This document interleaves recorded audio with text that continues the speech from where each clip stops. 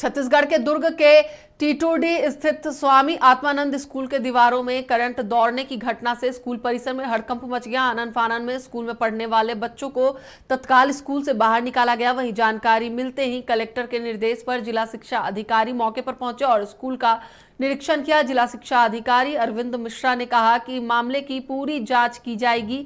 वहीं स्कूल की टीचर ने कहा कि बारिश की वजह से करंट फैला है, जिसकी मरम्मत कराई जा रही है। देखिए, हमको जैसे ही पता चला कि हमारे स्कूल में करंट है, कुछ कमरों में आ रहा है, तो मॉर्निंग शिफ्ट में 1 to 11 तक क्लास लगती है।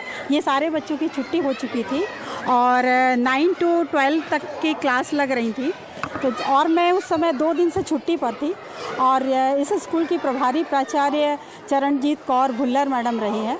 उनसे मेरी तुरंत बात हुई है और मैंने कहा कि आप इलेक्ट्रीशियन को बुलाइए, सबसे पहले मेन पावर स्विच ऑफ कर दीजिएगा, इलेक्ट्रीशियन को बुलाइए और चेक कराइए। अभी पीडब्ल्यूडी वाले, ओएनएम वाले भी आए हुए हैं और यहाँ के स्थानीय विद्यालय के संस्था प्रमुख को भी हमने बताया है कि दीवार में कहाँ पर फॉल्ट है, कहाँ शॉर्ट सर्किट है, इसकी पूरी पड़ताल करने के बाद ही इसमें जो है विद्यालय संचालित किया जाए।